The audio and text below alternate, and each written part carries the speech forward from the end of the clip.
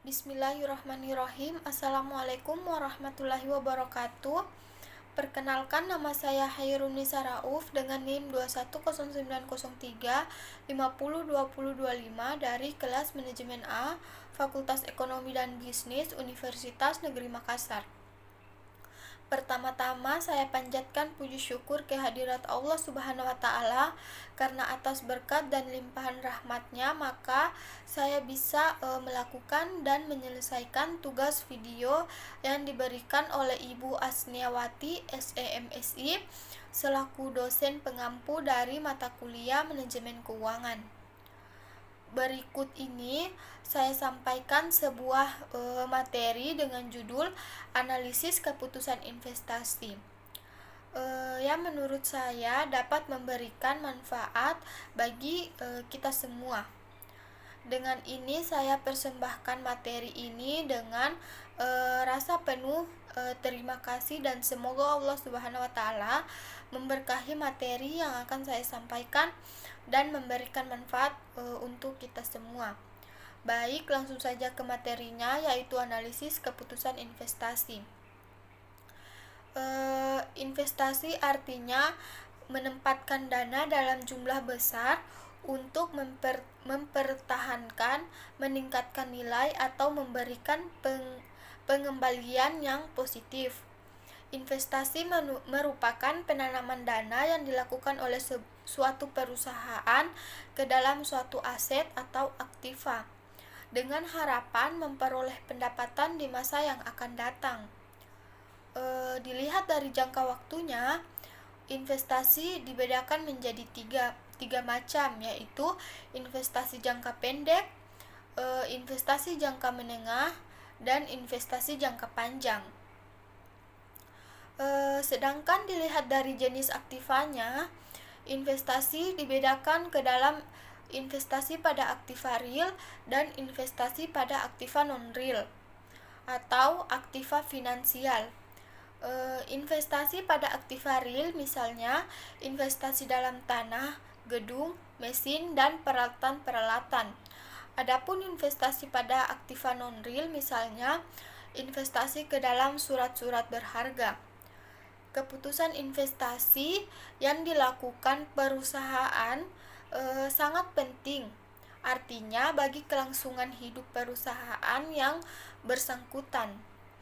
Hal ini karena keputusan investasi menyangkut dana yang digunakan untuk investasi, jenis investasi yang akan dilakukan, pengembalian investasi, dan resiko investasi yang mungkin timbul.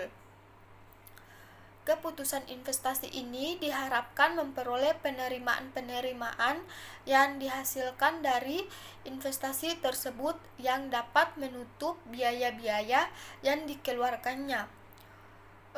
Penerimaan investasi yang akan diterima berasal dari proyeksi keuntungan atas investasi tersebut. Untuk menganalisis keputusan usulan investasi atau proyek investasi, apakah suatu usulan investasi tersebut layak atau tidak untuk dilaksanakan, maka konsep yang digunakan adalah konsep aliran kas, bukan konsep laba. Hal ini karena laba yang dilaporkan dalam laporan keuangan belum tentu dalam bentuk kas. Ada 3 macam aliran kas yang terjadi dalam investasi, yaitu yang pertama initial cash flow. Initial cash flow merupakan aliran yang berhubungan dengan pengeluaran kas pertama kali untuk keperluan suatu investasi. Yang kedua yaitu operational cash flow.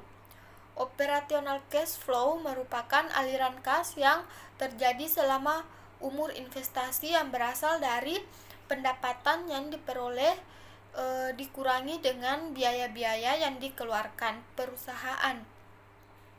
Dan yang ketiga yaitu terminal cash flow. Terminal cash flow merupakan aliran kas masuk yang diterima oleh perusahaan sebagai akibat akibat umur ekonomi suatu proyek investasi. Terminal cash flow akan diperoleh pada akhir umur ekonomis suatu investasi dan dapat diperoleh dari nilai sisa atau residu dari aktiva dan modal kerja yang digunakan untuk investasi. Berikutnya yaitu kriteria penilaian investasi.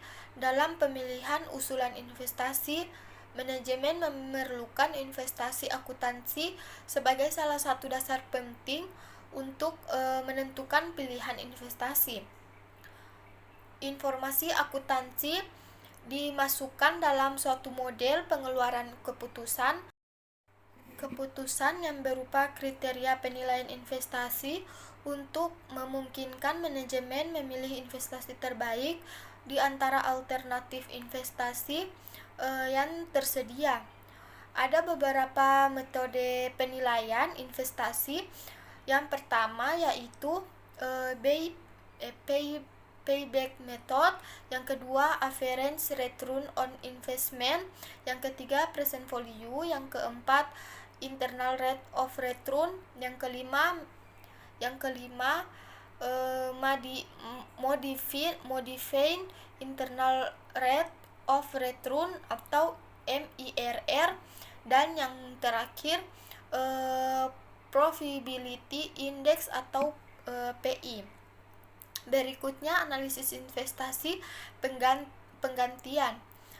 Analisis keputusan investasi yang telah kita bahas terutama digunakan untuk usulan proyek investasi baru. Artinya investasi yang direncanakan adalah investasi yang sebelumnya belum ada. Investasi penggantian perlu dilakukan antara lain karena dengan mengganti suatu aktiva yang akan terjadi penghambatan biaya atau akan menambah hasil atau laba perusahaan. Capital rationing. Alasan paling klasik dan utama mengapa perusahaan harus melakukan efisiensi dalam penggunaan uang adalah karena terbatasnya dana atau modal yang dimiliki perusahaan. Kita tahu bahwa modal perusahaan dapat berupa modal asing atau dari pinjaman dan modal sendiri. Dalam manajemen keuangan yang konservatif atau hati-hati, maka investasi aktiva tetap lebih aman menggunakan modal sendiri. Namun modal sendiri ini sifatnya terbatas, sehingga diperlakukan prioritas dalam penggunaannya. Karena terbatasnya dana, maka usulan investasi yang akan dilaksanakan perusahaan perlu dinilai secara rasional dengan melihat present value tiap-tiap usulan investasi tersebut. Berikutnya penilaian investasi dengan umur atau usia ekonomis berbeda. Untuk memilih usulan investasi yang memiliki umur ekonomis berbeda dapat dilakukan dengan dua pendekatan. Yang pertama Keynes method atau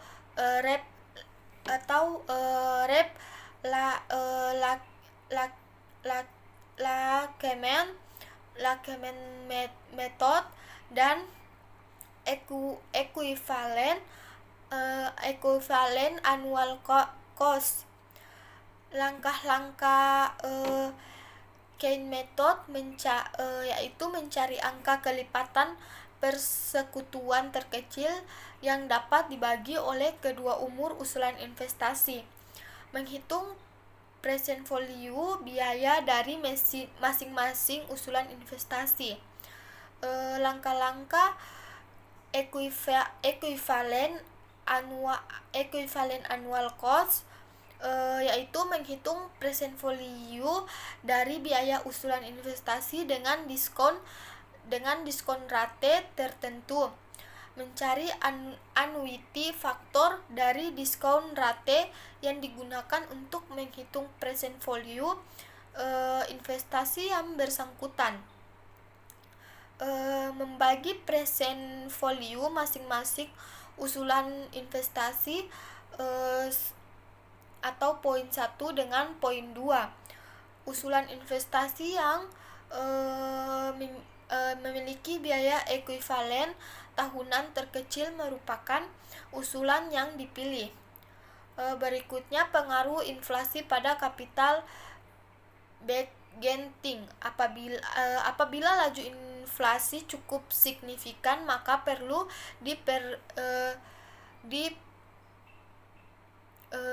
diperimbangkan dalam keputusan capital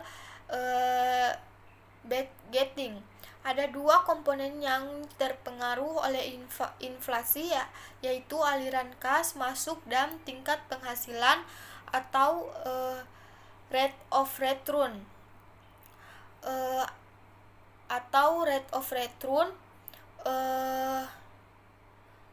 atau cost capital yang diinginkan. Oleh karena itu, kedua komponen tersebut perlu disesuaikan. Pedoman penyesuaiannya adalah sebagai berikut. Kalikan indeks harga dengan aliran kas yang diukur berdasarkan nilai rupiah real untuk mendapatkan arus kas dengan nilai nominal. Hitung tingkat penghasilan nominal, yaitu 1 tambah tingkat inflasi dikali 1 tambah tingkat penghasilan dikurangi 1. Sekian dari saya. Apabila ada salah kata atau kekurangan dalam menyampaikan materi ini, saya mohon maaf karena kesempurnaan hanya milik Allah Subhanahu wa taala. Wabillahi taufik wal hidayat. Wassalamualaikum warahmatullahi wabarakatuh.